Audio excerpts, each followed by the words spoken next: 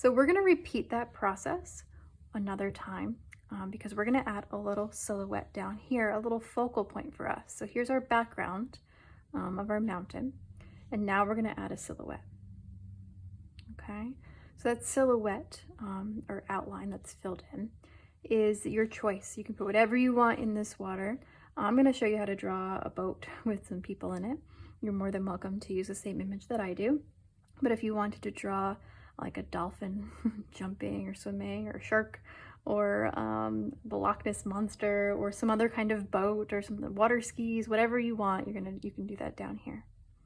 Either which way, you're going to use the technical pen.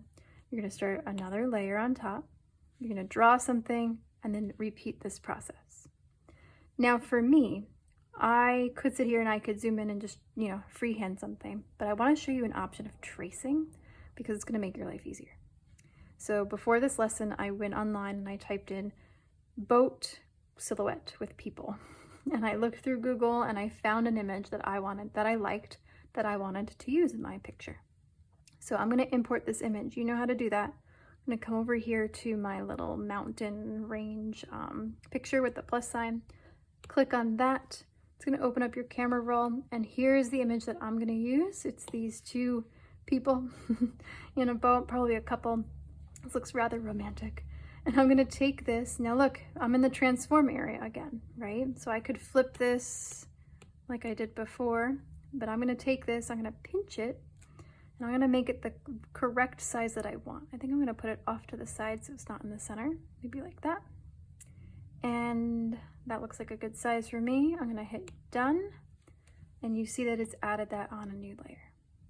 Now I started a new layer already. I'm going to click and hold and drag that above it, and I'm going to zoom in, and I'm going to trace this. I might change their hair a little bit. I think that, I don't know, I want to make it my own a little. But how easy is that? So here's my reference photo, right?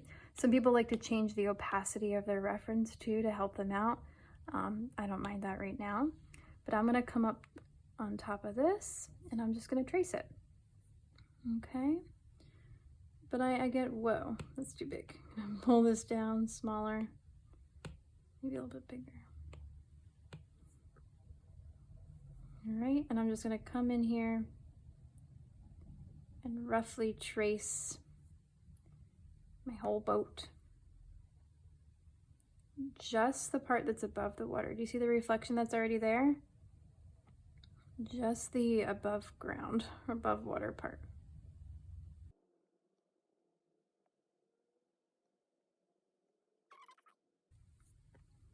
All right, so there's my boat. Make sure I'm on the right, oh, look what I did.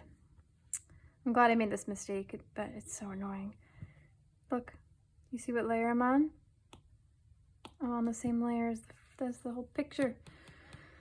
So I have to go back, make sure you're on the right layer. I'm sure that's happened to you.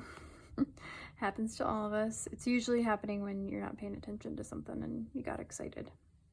Put this picture in here and I lost my mind. All right, so I'm gonna do this one more time, sorry. It's all right, we all make mistakes that way. It's actually a pretty funny meme on like art accounts of people complaining how they're on the wrong layer. I'll try and find one for you guys.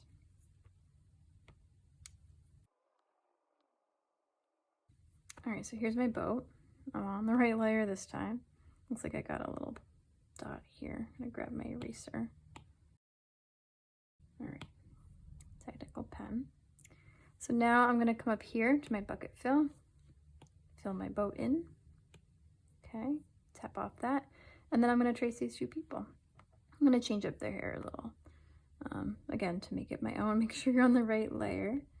And you can use any silhouette you want. So I'm going to just grab the gist of these guys here. I think they're cute. They look like they're on like a little romantic date, right?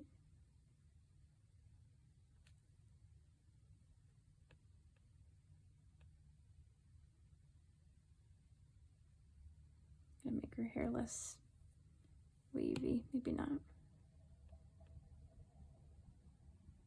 Maybe I'll make it like that.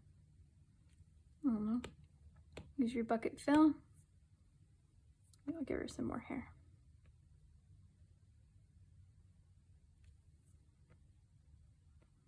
Okay, then I'll get this guy.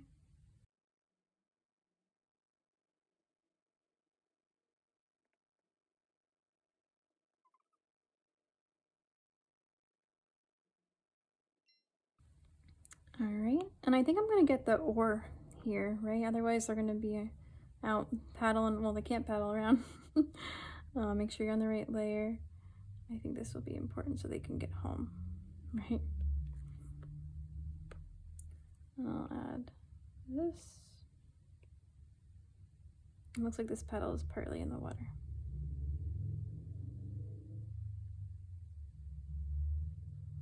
Okay. So there's my silhouette. If I zoom out now all the way and I turn off my reference photo, oh, look at them just floating away, right?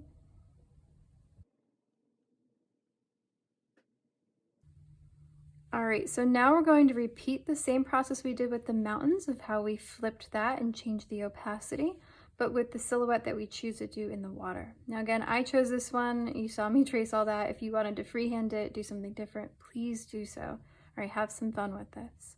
But we're going to duplicate this layer, come over here to transform, flip it, and then we are going to change that opacity to make it look like a reflection.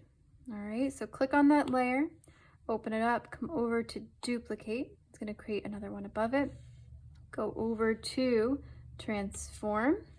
You're going to hit this one here. That's going to flip it vertically.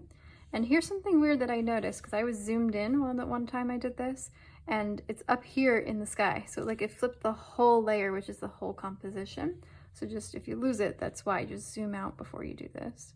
You're going to click and drag this down so it's below those people, but you want to make sure the bottom of the boat, the bottom of the whole thing is touching. So you don't want to touch just the little paddles there because that doesn't make sense. The reflection is going to be for the whole thing. So you're not actually going to see those paddles if you get it right. And you're going to put this as close as you can. Overlap it just a tiny bit. Try and be as perfect as you can of getting it right vertical. All right, when you're happy, hit done. And then you're gonna stay on that layer, click on it again, and again, we're gonna change that opacity. Make it the same as you did with the mountain. So for the mountain I did, you can see right here, it says 48%. I'm gonna try and bring this down to 48% also. And that will create, whoops, the same effect. So look at that. Isn't that cool? Now you see the oar is going to be in that area because that's attached to the top boat, which is really nice, right? Keep that in mind. All right, so we just learned how to import the photo, maybe. We learned how to duplicate a layer. We learned how to transform. We learned how to change the opacity. We also learned how to use the ruler. Okay, so these are all ideas that we're going to use in our additional lessons as we keep going in our unit. Before you're done with this though, I would encourage you to add some more details, optional to the sky, but something that you're definitely going to want to do, I'm going to add stars, but something that you want to do is add a little bit of like the water breaking right underneath the object that you drew.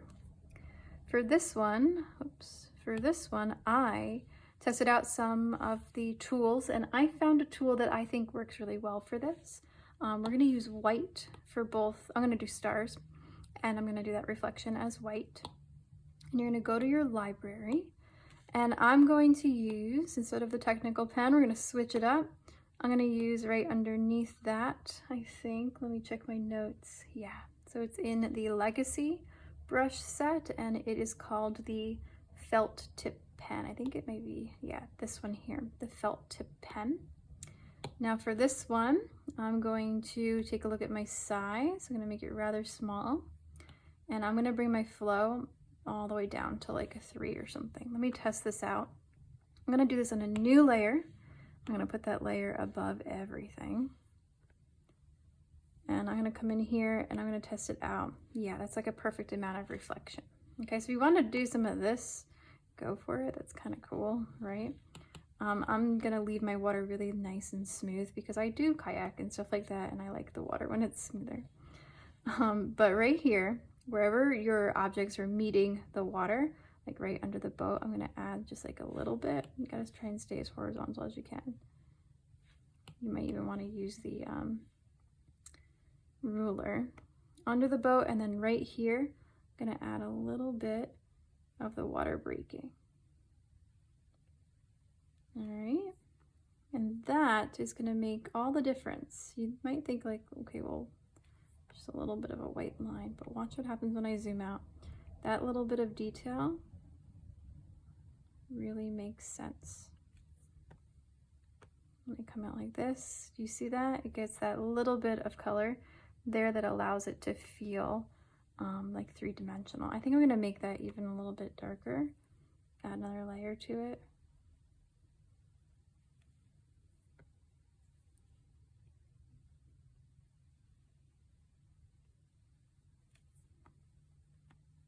Something like that. Do you see it? Does that make sense to you, right? I'm gonna use this same pen. This time I might make it a little bit, let me try it like that. And maybe bigger. There's a star, right? It could be interpreted as snow too, but if I do this in the sky, just sort of random, all over down into like the yellow just a little bit. A couple down here.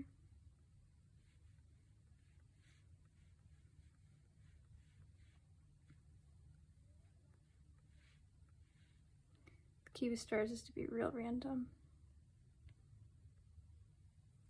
Then all of a sudden, you have this beautiful little magical scene, right? So I hope you liked that. That's the end of this composition. I want to just highlight one more time I did all that white stuff on a new layer. Okay, so I can turn that off and see what it looks like before and after. We learned the use of the ruler right here. We learned the transform tool. We learned how to duplicate and how to change opacity. All right, so I hope you enjoyed this conversation and this project, this mini project. I can't wait to see your submissions and the colors you chose, as well as the silhouette that you chose to do. Remember to take a screenshot and submit to Schoology, but I also want to remind you that you can save just the image without all the background stuff. If you come over here to this little icon, and instead of just jumping to gallery, you can click share and save image, and that will save the picture that you've just made into your photo album on your iPad, and that's really nice. So get into a habit of doing that, as well as taking a screenshot for me. All right, so go ahead and submit, and I will see you next time. We're gonna move into something a little bit more realistic. We're gonna use most of the same tools, and we're gonna keep adding more as we go. Until then, I will see you next time.